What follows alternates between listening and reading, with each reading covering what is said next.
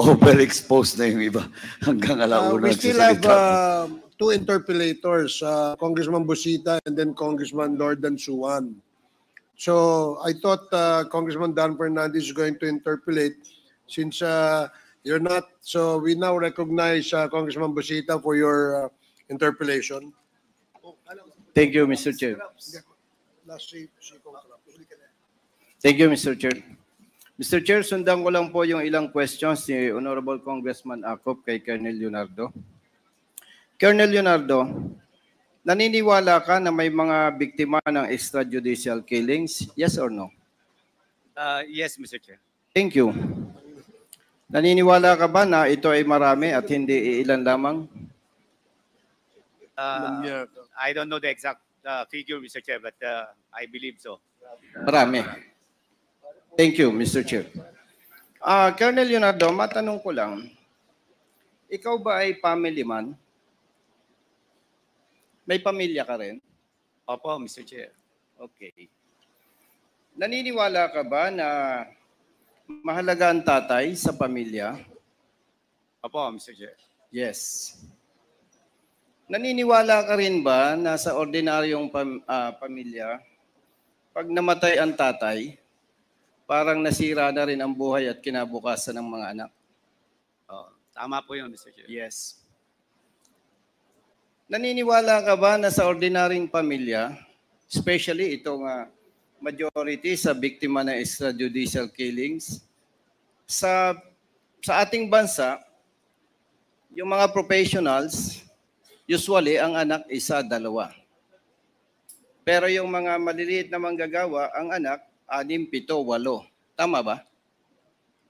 Tama po, Mr. Okay. Chair. So, would you agree na kapag yung isang biktima ng extrajudicial killing, may 5 anak, parang kung titingnan natin, mas malaki ang possibility na masisira ang buhay at kinabukasan ng mga bata? Yes or no? Yes, Mr. Chair. So kung titingnan natin, mathematically, out of 20,000 na mga namatay, assuming 10,000 doon yung family man, mathematically speaking, more or less, 50,000 yung bata na nagsasuffer na ngayon. Would you agree? I agree, Mr. Chair. Yes. So meaning, kung titingnan natin yung long-term effect nitong pinag-uusapan natin extrajudicial killings, sa pananaw ng iba, tama ang ginawa nila. Pero kung susuriin natin mabuti, mas dadami pa yung pwedeng maging kriminal. Itong mga bata na nasisira ang buhay at kinabukasan, would you agree? Maaari po, Mr. Chair. So, kung titingnan natin, talagang itong resulta ng extrajudicial killings, hindi nare-resolve ang problema. Instead, multiply pa. Yes or no? Maaari po, Mr. Chair. Yes or no? Yes, Mr. Yes, Mr. Chair. Kaya ako po, personally, natutuwa na yung Quadcom nandito. At least, mapigilan na itong extrajudicial killings. And nung nasa active service pa ako, isa, Mr. Chair, at sinasabi ng senior officers, kaya nasibak ako sa Cavite, yung nasa watch list na 20. Actually, 21 yun, Mr. Chair. Peacefully, napasuko ko, napasurrender ko yung 20. And because of that, nasibak ako sa pwesto. Hindi daw ako marunong sumunod sa guidance. Hindi ako marunong sumunod, Mr. Chair, kasi nga, sabi ko doon sa senior officer, mali yun eh. Yung isang suspect, isasacrifice mo yung buhay. Pwede naman bigyan ng second chance. Actually, Mr. Chair, kung iintindihan ng mga kasama natin, maganda yung intention ng tokhang eh. Kakatukin mo yung pamilya, i-inform mo na may information na nasasangkot sa illegal drugs, yung kanilang kapamilya. At kung pwede, isurrender, mag-undergo ng seminar to be being handled by religious leaders. Alam nyo ba yon, Colonel Leonardo, na may ganong programa? Meron po, Mr. Chair. Yes. And because of the reward system, would you agree na may mga police na nag-take advantage para kumita? Yes or no? Yes, Mr. Chair. Yes or no? Yes, Mr. Yes, thank you, Colonel Leonardo. So again, Mr. Chair, napakaganda na na-address ito ng Quadcom. At least, alam ko po, yung mga police na involved dito ay mapipigilan para wag nang gawin pa. Kasi nga po, sabi ko, ang pananaw ko personally, hindi nare-resolve yung problema. Instead, minomultiply natin.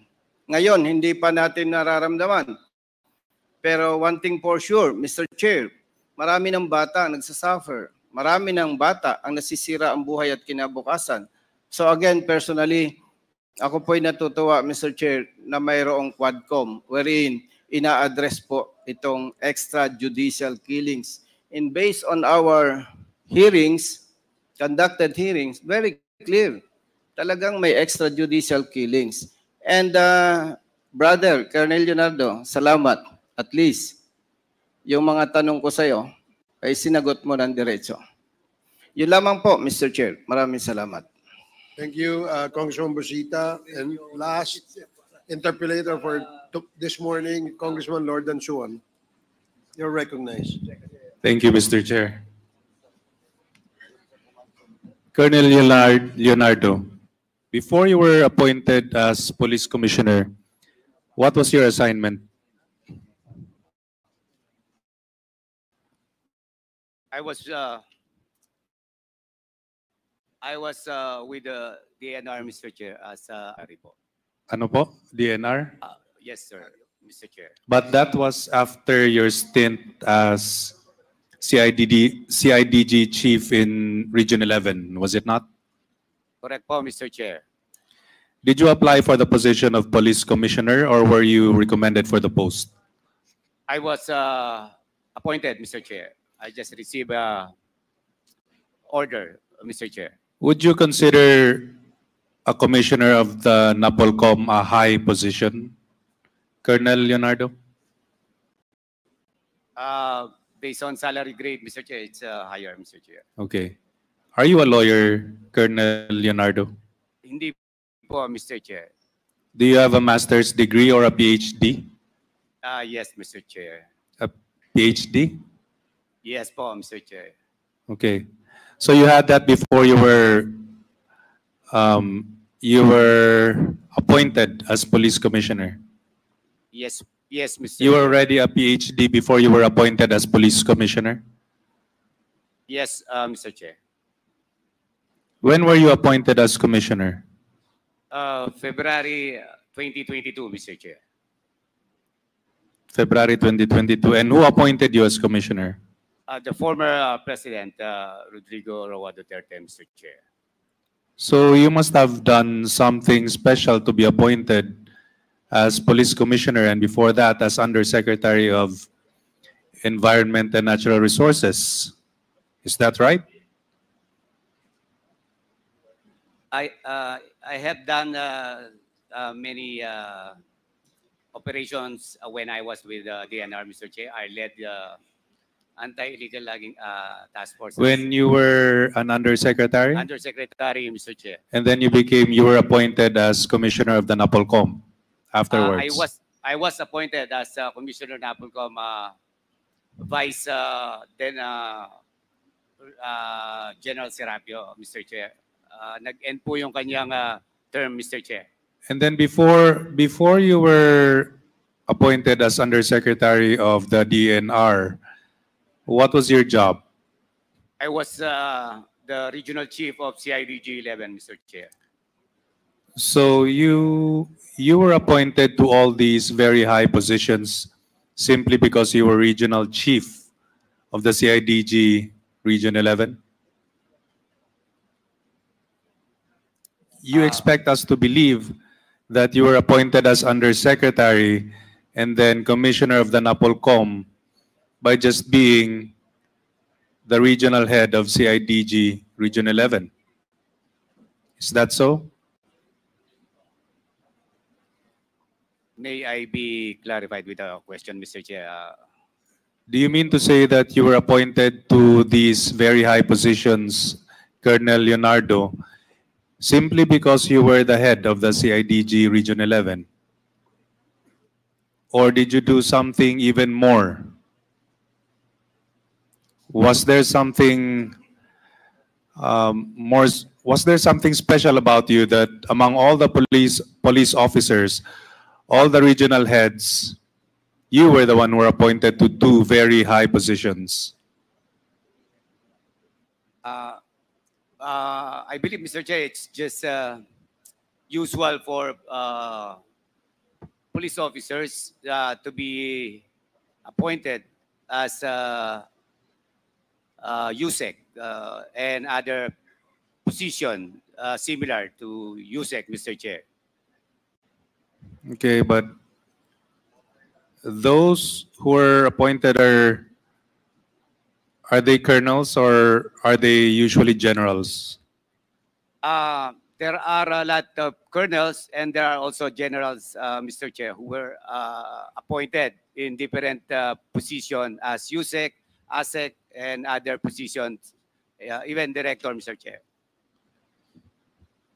You know, your appointment as undersecretary and as police commissioner is very suspect, and it leads me to believe that you must have done something extraordinary for the president to appoint you to these positions. A few more questions, Mr. Chair, just a couple more. Kilala niyo po ba mga Parohinogs in Osamis? Do you know them? Kilala ko lang po, Mr. Chair. Do you know Mayor Espinosa also? Mayor Espinosa. Yes, alam ko po, Mr. Chair. And have you also heard of those 3 Chinese drug lords who were murdered? Yes, Mr. Chair. Itong mga binanggit ko, considered po sila na mataas na tier na mga targets, right? Na may malaking bonus pag sila ay na-operate successfully. Is that correct? Would you agree with me? Na I just heard, yung mga binanggit ko, heard that they were monetary given to them, given, Mr. Chair, as manifested during the previous hearing, Mr. Chair. So kaya po hindi nakakapagtaka na itong mga binanggit ko ay napaslang na. Di po ba? Dahil malalaki yung mga bonus nila pag na-operate sila successfully. I cannot confirm, Mr. Chair. I don't have personal knowledge with regards to this. Sige. Bonus. That's all, Mr. Chair. Thank you, Congressman Suan. And Congressman Paduano, 1 minute suspension.